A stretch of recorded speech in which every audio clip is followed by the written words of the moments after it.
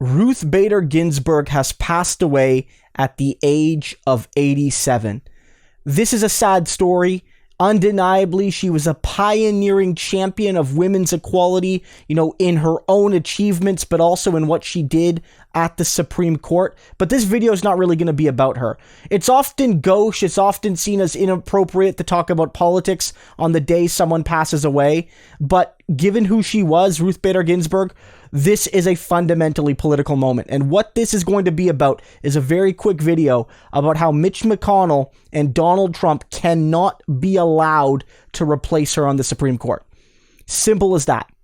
We all remember what happened back at the final days of the Obama administration, where Scalia passed away and it opened up a spot in the Supreme Court. And then Mitch McConnell made the argument that he would not allow anyone to face, a nomination vote even, to the Supreme Court, because an election was coming up that year and that the people, through the president they picked, could get a Supreme Court nominee. And his argument was they picked Trump and they got their nominee via Trump. And we are far closer to an election now than when Scalia passed in 2016. I guarantee you they will move heaven and earth, in this case hell and earth, to put someone on the Supreme Court, even though we're less than 50 days away from the election. They'll do whatever they can. They will expedite everything.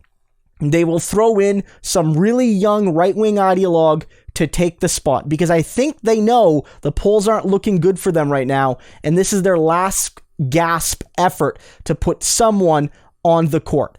But I'm telling you, the Democrats must use every tool in their book, every tool, to prevent that from happening. Everything they can possibly do, to the bounds of legality, everything they can possibly do.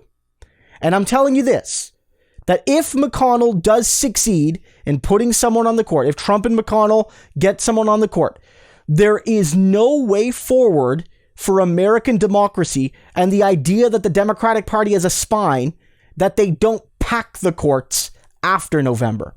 This has been a discussion a lot of people have had about how the court doesn't necessarily need to have 9 people on it. There are certain regulations about the Supreme Court set out in the Constitution, but not all of them are, which means they can be changed. Maybe they should be, maybe they shouldn't be. But if the Republicans are going to be hypocritical and rig the courts and put monsters on the court like Brett Kavanaugh, the only reasonable response is to fight back.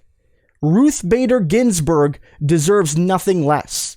Mitch McConnell and Donald Trump are lying, hypocrite SOBs. And if Joe Biden and Nancy Pelosi and Chuck Schumer don't unite to build some sort of alliance to stop an appointment, and if they can't, to pack the courts after November, then basically they're complicit in what's going to happen next. The American people need leadership right now, and they're not going to get it from monsters in the Republicans. Let's hope the Democrats can give it to them for once.